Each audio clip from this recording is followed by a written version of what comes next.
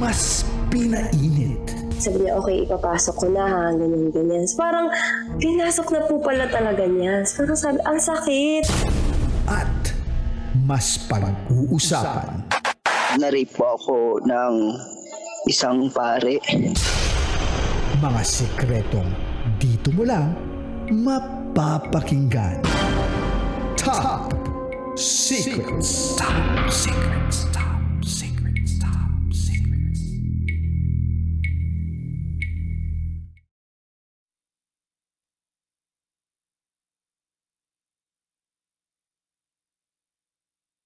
Good evening Luzon, Visayas, Mindanao, Metro at Mega Manila. Sa oras natin ngayong gabi na to na 11:33 p.m.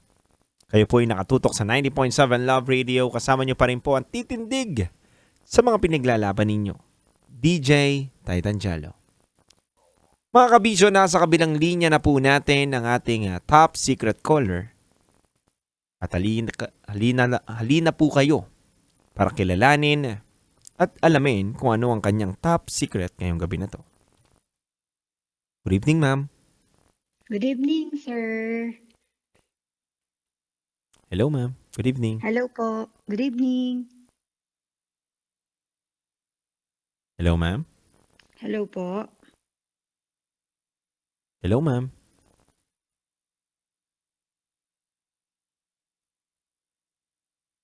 Hello, ma'am. Good evening. Nakamute po yata kayo, ma'am. Good evening po. Okay, ma'am. Good evening. Kamusta po kayo, ma'am? Okay lang, pero pinipilit maging okay. Okay, ma'am.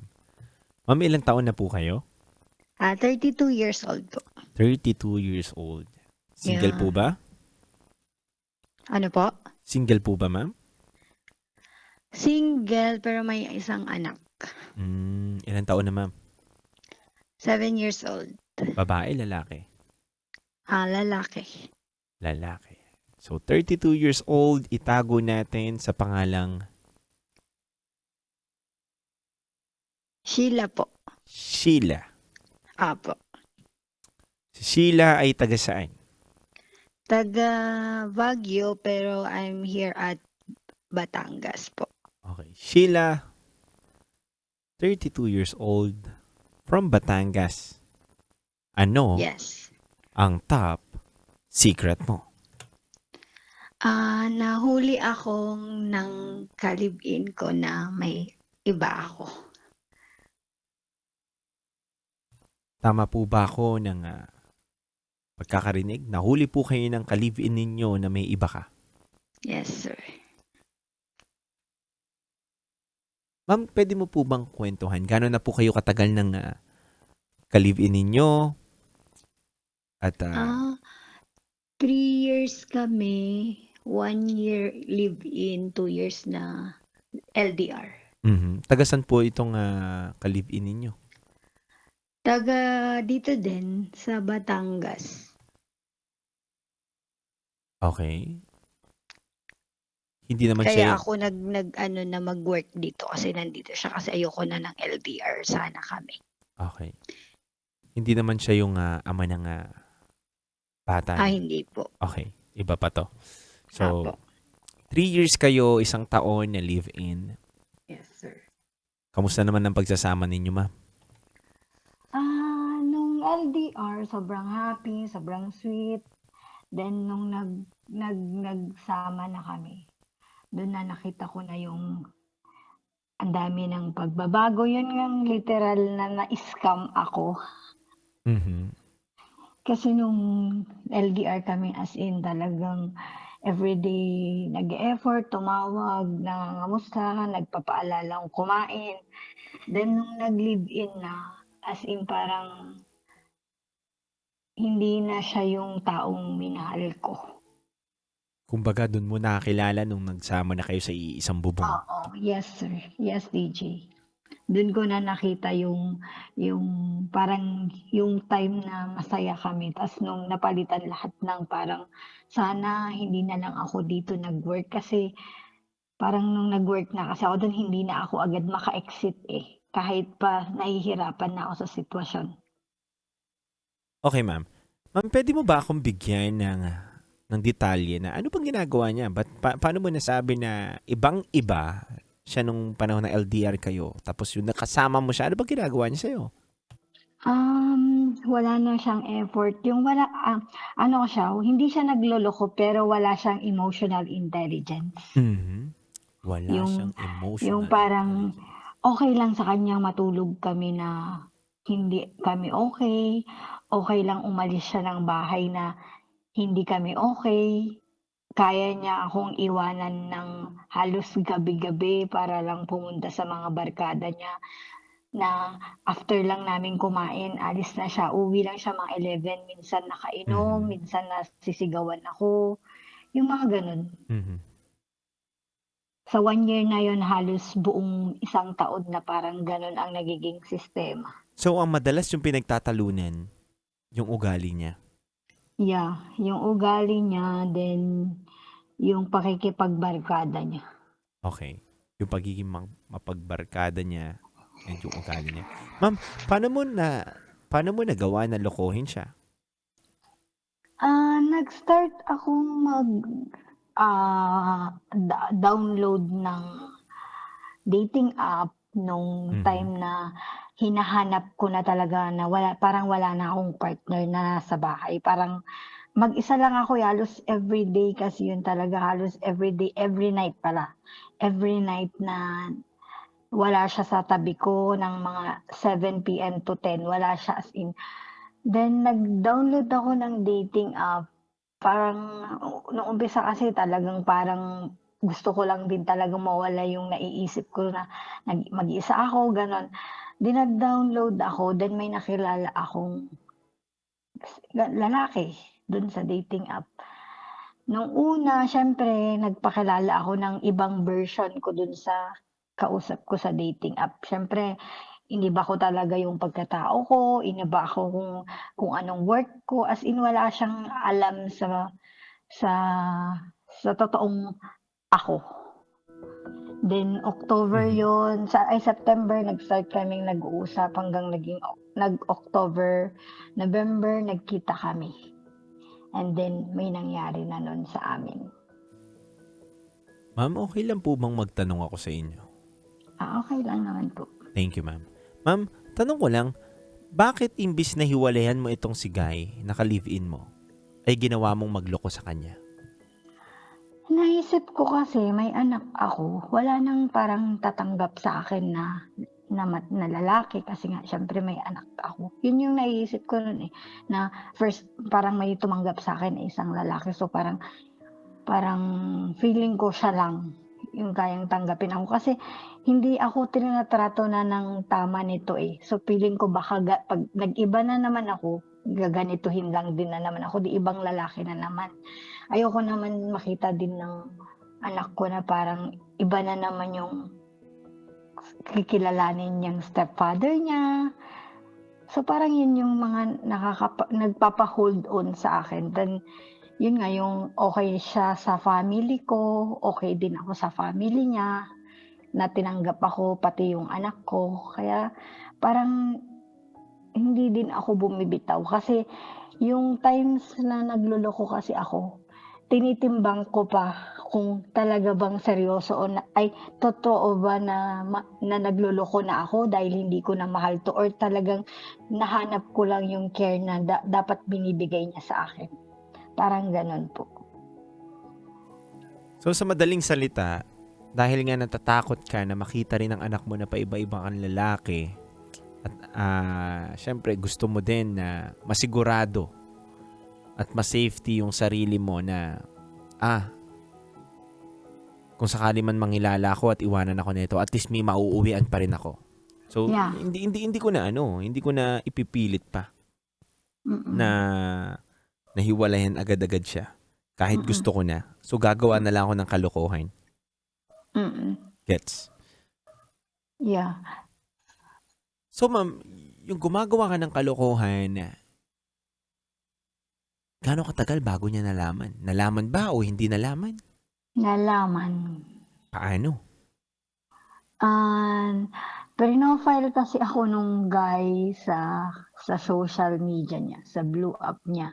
Pinofile ako, then may nakapag-screenshot, then sinend sa kanya. Then ayun, inamin ko na din lang nung time na kinonfront niya ako kasi nakita na eh. Hindi naman na ako nag-deny. So ngayon, nahuli na, then naghiwalay na kami. Naghanap na ako ng ibang apartment ko. Mhm. So ngayon, magkahiwalay na kami. Literal na hiwalay na kayo. Then yung guy na nakilala ko dun sa dating app is hiniwalayan din ako kasi nga parang nag-usap na din sila na ganito yung ganito, ganito, parang nagkaalaman na as in. So ako and Ikaw yung naipit.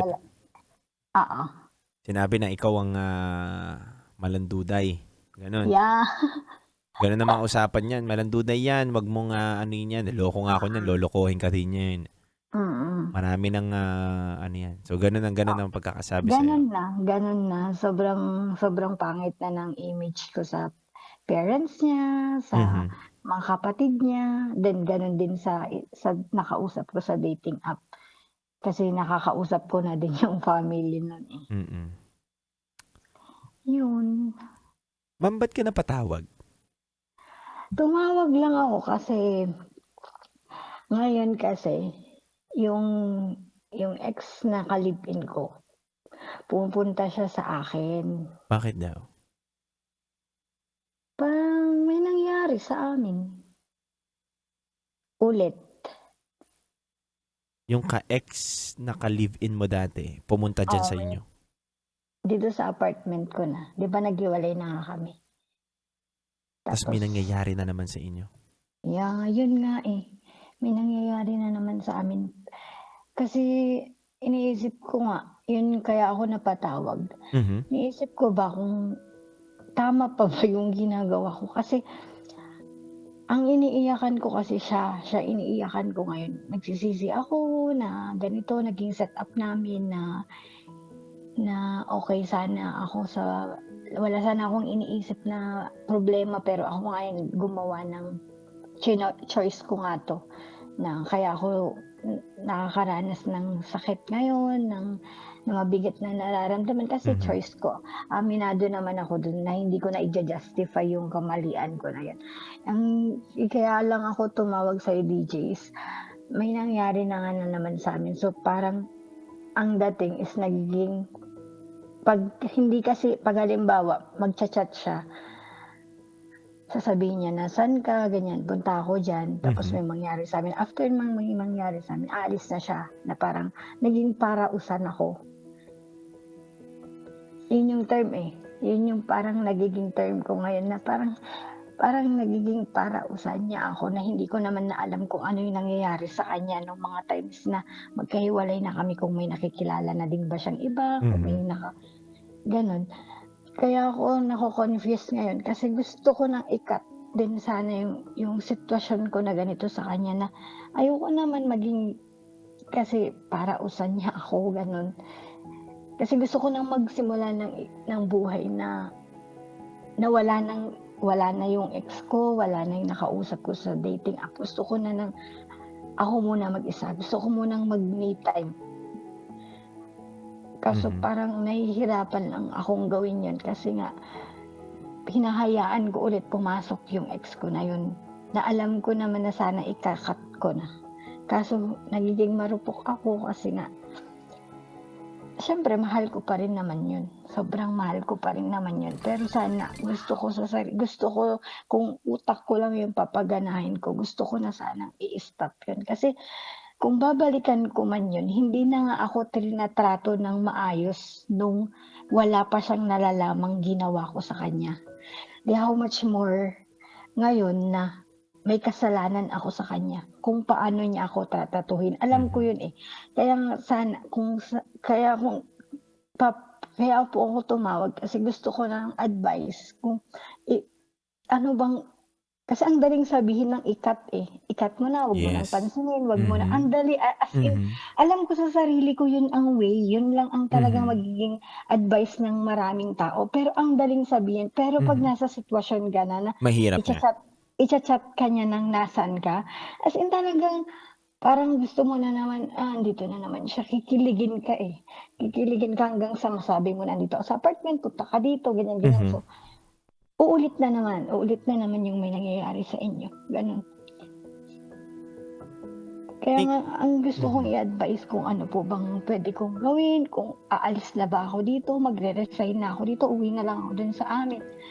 Kasi ayoko naman ng ganitong setup. Though sabihin na natin malandi ako, may nagawa akong Mhm. mali sa kanya, pero kumbaga hindi naman ako aabot sa point na yun, eh, May kung dahilan trinato din. mo lang ako na mabuti. Yes. Hindi ako maghahanap ng iba.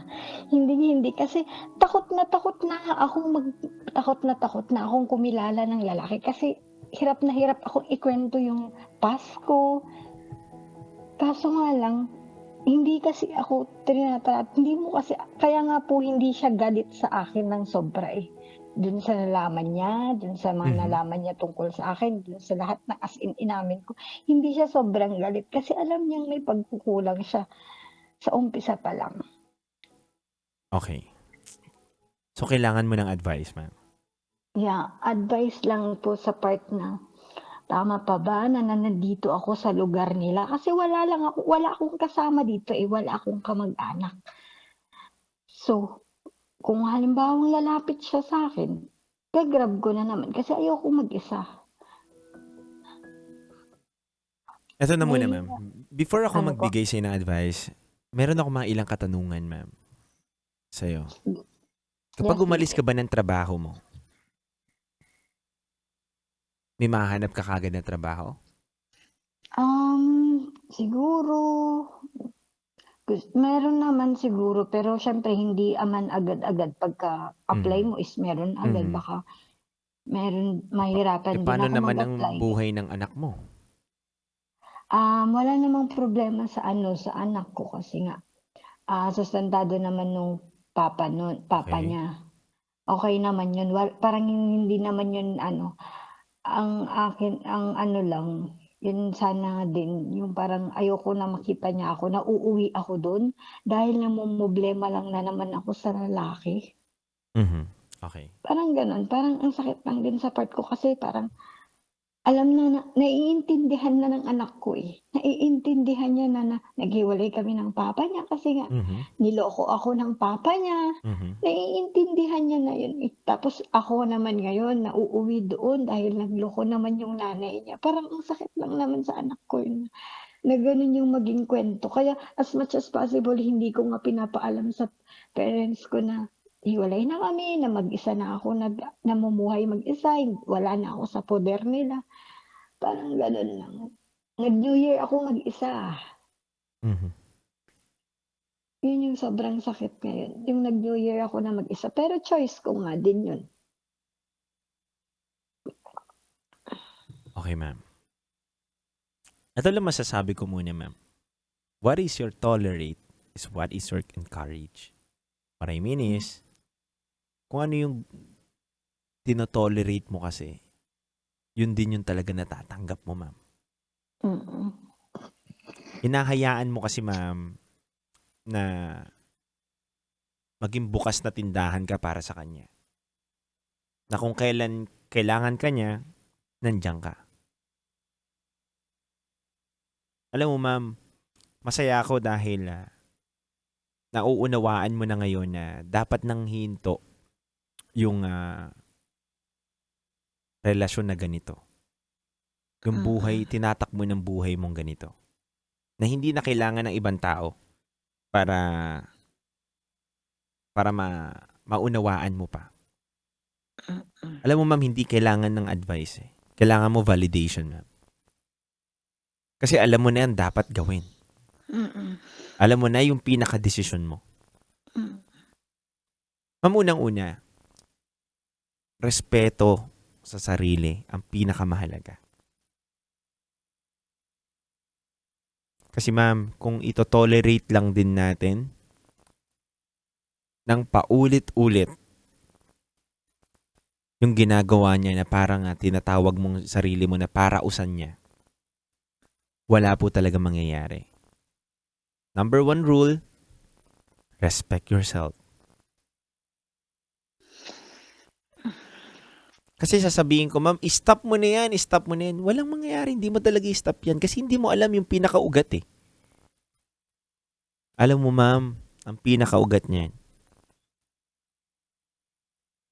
ay dapat yung maintindihan mo yung salitang respeto. Hindi sa ibang tao, kundi sa sarili mo. May anak ka, huwag mong hayaan, ma'am. Ako naniniwala ako dito, ma'am, na kapag kaming mga lalaki ay kinat na ng babae, hindi na kami pinagbigyan na makapasok sa buhay nila, rerespetuhin namin yun, ma'am. Hindi namin ipipilit yun. Ibang usapan na kapag pinilit na namin kayo, ma'am, na makipag-sex pa ulit. Ibang usapan na yun. Pero kapag niyaya namin kayo at hindi namin na-feel na gusto nyo, ayaw nyo, kinat nyo kami, ito kami. Hindi na kami mamimilit. Pag naramdaman na namin na talagang ayaw mo na. Ma'am, nasa inyo mismo yung sagot. So ma'am, kung tatanungin mo ako anong dapat gawin para ma-stop na, tama po kayo ng iniisip. Lumayo ka na, ma'am. Kaya unang-una kong tanong sa'yo, ma'am, kapag nagdesisyon ka ba na umalis dyan, ma'am, sa lugar mo ngayon, na natetempt ka, kasi nga mas malapit dyan yung guy na ginagawa kang parausan lang, mas mabuti nang lumayo ka, ma'am. Tanggapin mo na yung maiisip ng anak mo sa'yo na nasaktan ka na naman sa lalaki kaya ka umuwi. Kesa naman yung hahayaan mong torturein yung sarili mo.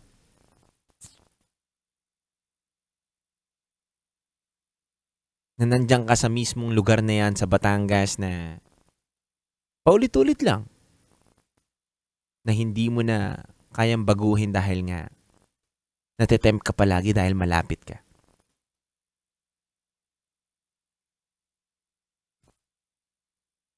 Kung tingin mo, ma'am,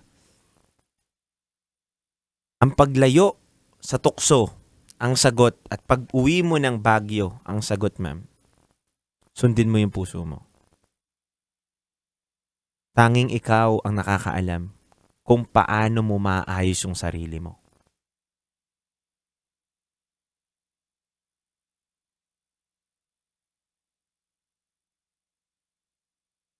Pero ang tanging masasabi ko lang sa'yo, ma'am, hindi na ako para magsalita pa dito ng napakadami pang magagandang salita. Kundi respetuhin mo lang yung sarili mo. Napakasimple. Huwag mong hayaang papasukin yung alam mo naman na gusto ka lang pagparausan.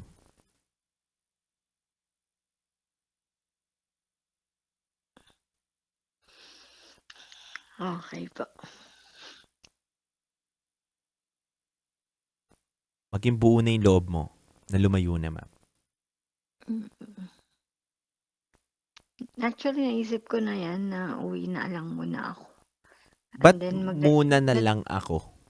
Ba't may muna? Babalik ka ulit dyan. hindi kasi magpa-file sana ako ng leave muna. Then saka ako magre-resign. Kasi Pwede. syempre, hindi naman po agad-agad talaga kasi makakapag-resign eh. Tama. Hindi naman, syempre gusto kahit naman po ganito yung, kahit syempre nung time na nag-apply ako, tinanggap naman ako ng open arms. So, aalis dapat ako na with grace exit naman po sana. Kaya hindi ko po naging option agad na umalis kasi nga, syempre gusto ko naman po ng maayos na akong aalis dun sa company na tumanggap sa akin nung time na naghanap po ako ng work. Kaya gusto ko nag-iisip ako na mag-file ako ng leave mga 2 weeks ganun, then para parang maanuhan na sila na for resignation na din ako. Yes, ma'am.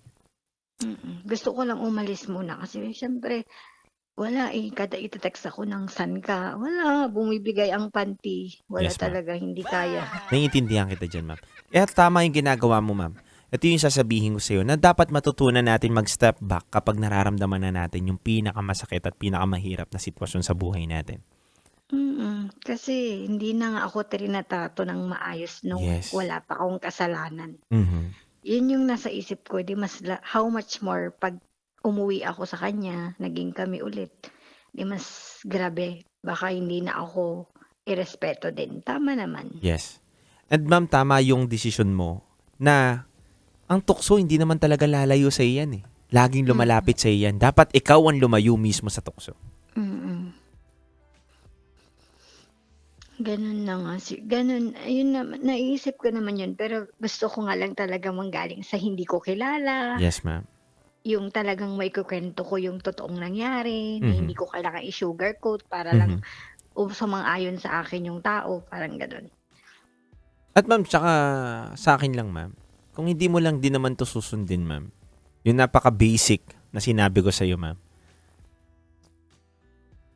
hindi naman ako yung mawawalan eh. Ikaw Tama. din eh. Yeah. Alam mo na yung sagot, hindi mo pa sinunod.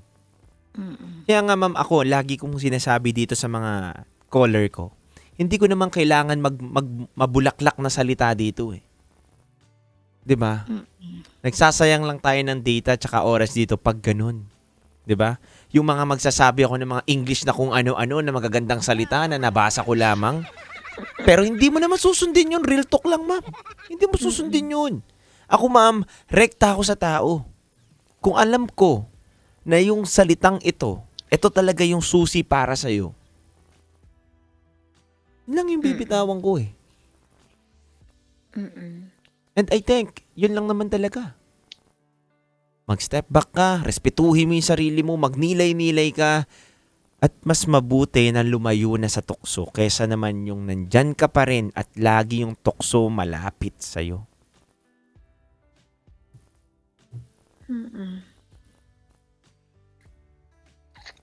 Thank you, DJ. At least, medyo nakagaan naman yung advice kasi na-share ko din yung talagang totoong nangyari.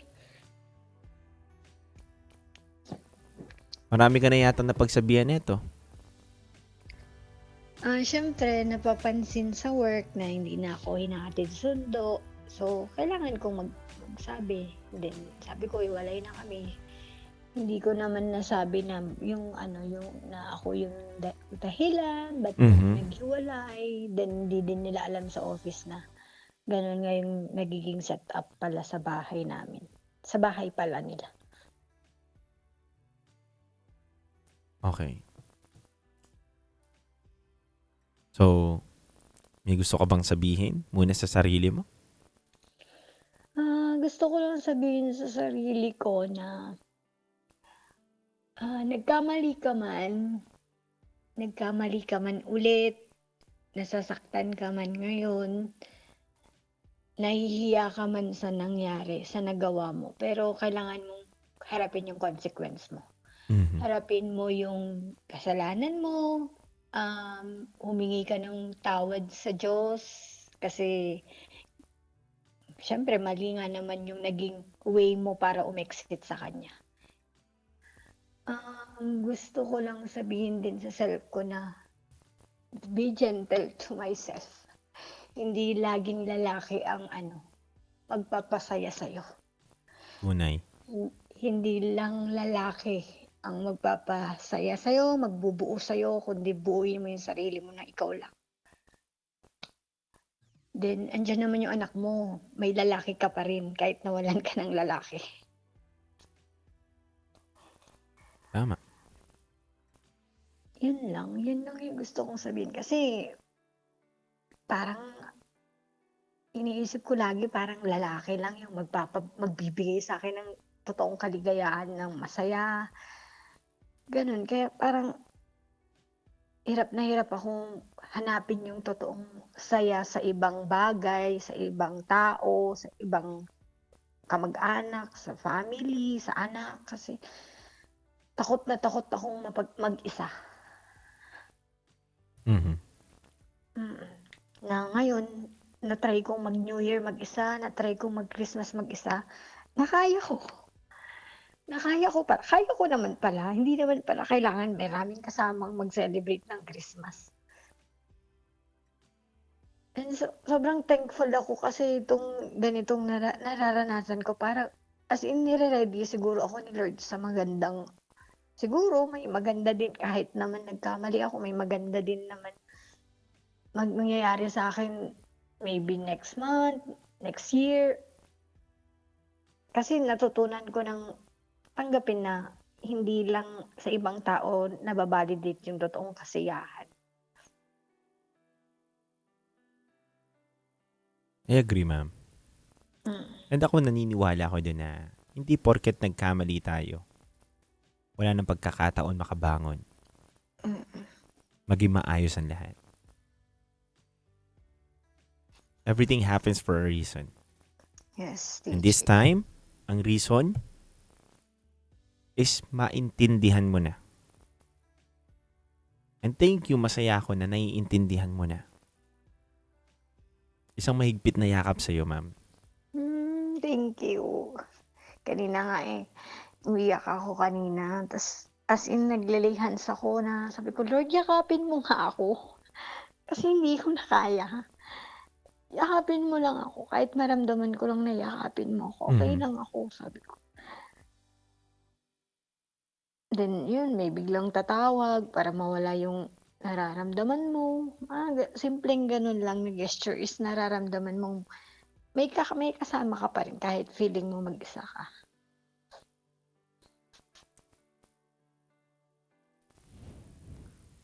May gusto ka pang sabihin, ma'am? Wala naman na po. Nasobrahan ko na ata. Hindi, ma'am. Napakaganda po ng mga sinabi ninyo. Mm. Na dapat ang magbubuo sa sarili natin ay sarili lang din natin. At hindi natin idedepende sa ibang tao. Yes. Ma'am, I hope na yung desisyon mo ay panindigan mo at ipanalangin mo sa may kapal na gabayan kanya at bigyan kanya ng wisdom. Mm. 'Di ba? Na maunawaan mo na ito pala yung tamang at pinakatama na gagawin. Hindi mo na kailangan tumawag pa muli dito. Hindi mo na kailangan ng ibang tao, kundi kailangan mo na panindigan yung tingin mong tama na para sa'yo. Mm. Ma'am, laging bukas po ang aking linya. Naway kung magkita man tayo sa isang lugar, lalapit ka sa akin hindi dahil may problema, kundi nalagpasan mo na yung problema mo ngayon tinatawag mo sa akin. Mm. At ipagpipray din kita, ma'am. Okay, thank you so much po. Malaking bagay po yan ngayon. Ma'am, last one, bibigyan kita ng pagkakataon. Anong gusto mong sabihin sa iyong anak bago to matapos ang ating programa?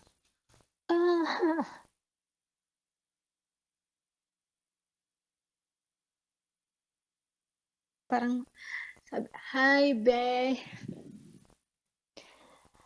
Sana someday, kahit na ganito lang si Mommy, sobrang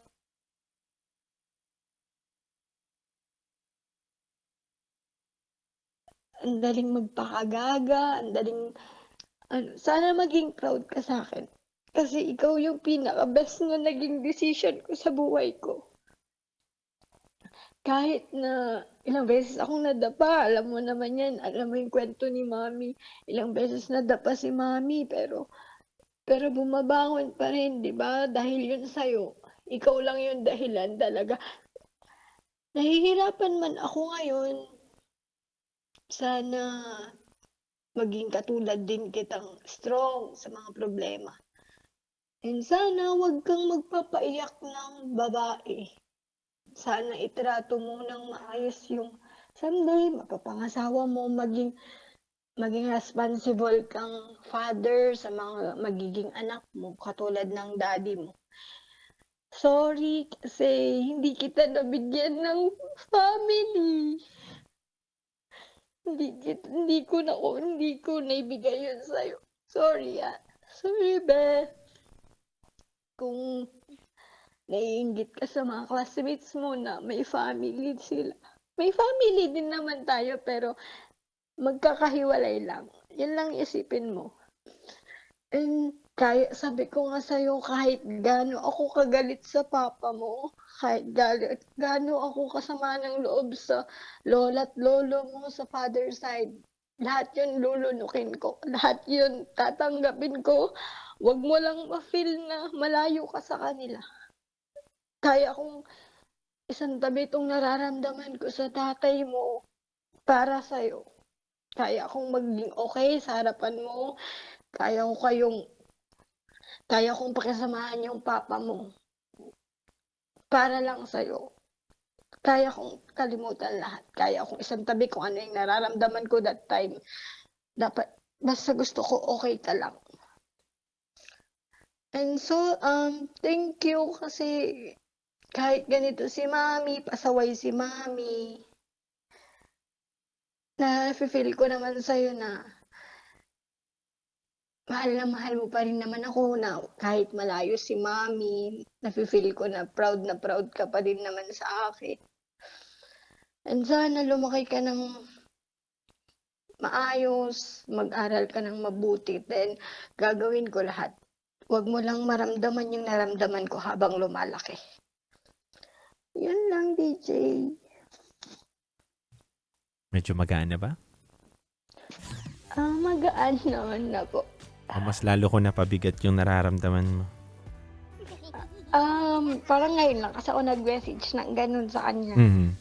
Maraming I love you na, pag-aral kang mabuti, yun lang. Ma'am, tandaan mo Pero ngayon tong lang, date na kasi to. ngayon ko lang nabanggit tong mga words na ganito. Mhm. Sana, may naririnig niya. Ma'am, Thursday ngayon, January 8. It's already 12:09 a.m. Tandaan mo tong araw na to. At maaari mo naman balikan itong pinag-usapan natin through social media platforms namin ng 90.7 Love Radio. Maybe next year or 2 taon makalipas muli. The future, babalikan mo tong mga videos na to or yung video na to na hindi ka na katulad ngayon na umiiyak. Naway meron ka ng masayang mga ngiti sa iyong labi, ma'am. And yun yung tignan mo, ma'am. Yung goal mo na yun. Panahon na to, ma'am, alam ko gulong-gulo ka, pagod na pagod ka, lagpak ka, ma'am. Biruin mo, ma'am, sa desisyon natin na to, na pinag-usapan natin, magdidesisyon ka na aalis ka sa trabaho mo. Pero ma'am, tandaan mo, sa mga desisyon mo na to, ito yung magbibigay sa iyo ng kapayapaan. And ilang taon makalipas, babalikan mo tong video na to. Kung susundin mo talaga at ayusin mo lahat, hindi ka na magiging ganito muli. At ngingiti ka na lang at maaalala mo na, nagtagumpay pala ako.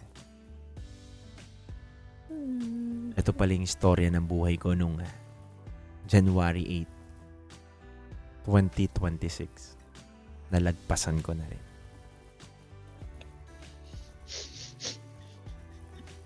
Kung gusto Thank natin, you so much. welcome ma'am. Kung gusto natin ng pagbabago ma'am, mag-start sa sarili natin. Yun lang yun ma'am. Apo. God bless ma'am. Thank you, sir.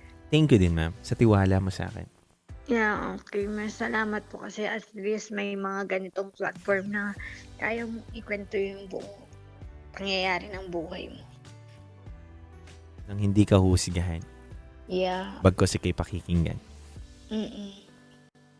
Maraming salamat ma'am. Maraming salamat din po sa pagsagot ng tawag din.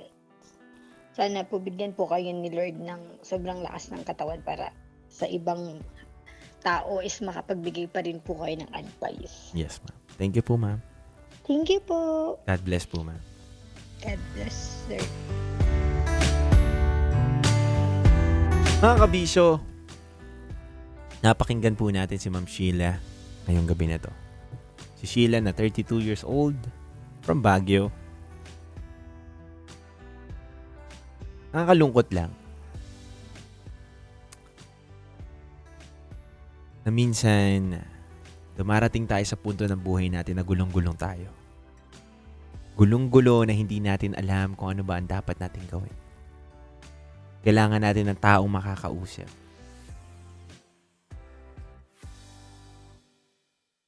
At kailangan din natin minsan ng taong may makikinig. Kaya mga kabisyo, kung meron kang mabigat na problema, maaari ka pong tumawag sa aming Viber line na 0916-529-5595. Araw-araw, Mondays to Fridays. At syempre mga kabisyo, every Saturday po may programa din po kaming Anong Hugot Mo? 9 to 12 po yan mga kabisyo. Kaya muli, ako po si DJ Titan Jello in behalf of DJ Rakitera. At syempre kasama ko po dito sa studio ang nag-iisang Boy Pindot. Mga kabisyo, maraming salamat po sa inyo. Kayo po yung nakatutok sa 90.7 Love Radio sa oras natin at 12:13 a.m.